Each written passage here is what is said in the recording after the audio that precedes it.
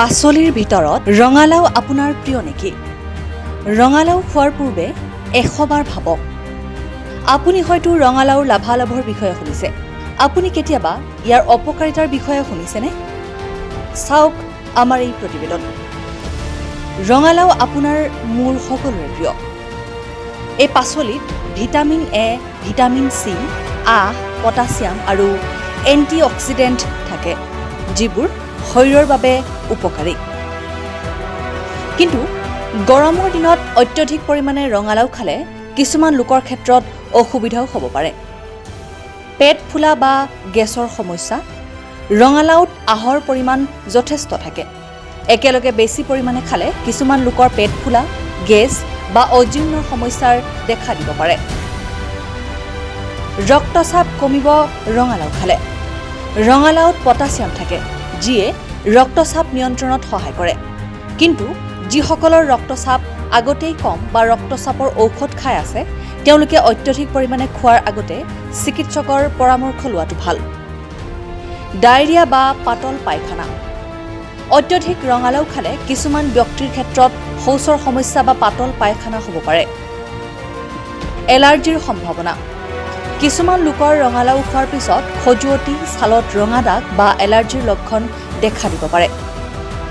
Diabetes ৰোগীয়ে বিৰত থকাই ভাল। ৰঙালাওত প্ৰাকৃতিক মিঠা থাকে। সাধাৰণ পৰিমাণে খোৱাটো অধিকাংশ লোকৰ বাবে ঠিকেই, কিন্তু ডায়েবেটিছ ৰোগীয়ে খাদ্যত ইয়াৰ পৰিমাণ নিয়ন্ত্ৰণ কৰি খোৱাটো ভাল। ৰঙালাও খাওক, কিন্তু বেছি পৰিমাণে নহয়। কম মছলা, তেল ব্যৱহাৰ কৰি খাওক। এই প্ৰতিবেদন ইণ্টাৰনেটত লাভ কৰা ভিন্ন বিশেষজ্ঞৰ তথ্য অনুসৰি আগবঢ়ালোঁ। পাচলিৰ ভিতৰত ৰঙালাও আপোনাৰ প্ৰিয় নেকি? ৰঙালাও খোৱাৰ পূৰ্বে 100 বাৰ ভাবক। আপুনি হয়তো ৰঙালাওৰ লাভালাভৰ বিষয়ে শুনিছে। আপুনি কেতিয়াবা ইয়াৰ অপকাৰিতাৰ বিষয়ে শুনিছেনে? চাওক আমাৰ এই প্ৰতিবেদন। ৰঙালাও আপোনাৰ মোৰ সকলোৰে প্ৰিয়। এই পাচলিত ভিটামিন এ, ভিটামিন চি, আঁহ, পটাছিয়াম আৰু এণ্টি অক্সিডেণ্ট থাকে, যিবোৰ শৰীৰৰ বাবে উপকাৰী। কিন্তু গৰমৰ দিনত অত্যধিক পৰিমাণে ৰঙালাও খালে কিছুমান লোকৰ ক্ষেত্ৰত অসুবিধাও হ'ব পাৰে। পেট ফুলা বা গেছৰ সমস্যা। ৰঙালাওত আঁহৰ পৰিমাণ যথেষ্ট থাকে।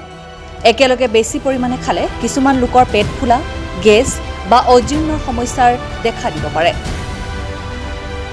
ৰক্তচাপ কমিব ৰঙালাও খালে। ৰঙালাওত পটাছিয়াম থাকে, যিয়ে ৰক্তচাপ নিয়ন্ত্ৰণত সহায় কৰে। কিন্তু যিসকলৰ ৰক্তচাপ আগতেই কম বা ৰক্তচাপৰ ঔষধ খাই আছে, তেওঁলোকে অত্যধিক পৰিমাণে খোৱাৰ আগতে চিকিৎসকৰ পৰামৰ্শ লোৱাটো ভাল। ডায়েৰিয়া বা পাতল পায়খানা। অত্যধিক ৰঙালাও খালে কিছুমান ব্যক্তিৰ ক্ষেত্ৰত শৌচৰ সমস্যা বা পাতল পায়খানা হ'ব পাৰে। এলাৰ্জিৰ সম্ভাৱনা। কিছুমান লোকৰ ৰঙালাও খোৱাৰ পিছত খজুৱতি, ছালত ৰঙা দাগ বা এলাৰ্জিৰ লক্ষণ দেখা দিব পাৰে। ডায়েবেটিছ ৰোগীয়ে বিৰত থকাই ভাল। ৰঙালাওত প্ৰাকৃতিক মিঠা থাকে। সাধাৰণ পৰিমাণে খোৱাটো অধিকাংশ লোকৰ বাবে ঠিকেই, কিন্তু ডায়েবেটিছ ৰোগীয়ে খাদ্যত ইয়াৰ পৰিমাণ নিয়ন্ত্ৰণ কৰি খোৱাটো ভাল। ৰঙালাও খাওক, কিন্তু বেছি পৰিমাণে নহয়। কম মছলা, তেল ব্যৱহাৰ কৰি খাওক। এই প্ৰতিবেদন ইণ্টাৰনেটত লাভ কৰা ভিন্ন বিশেষজ্ঞৰ তথ্য অনুসৰি আগবঢ়ালোঁ।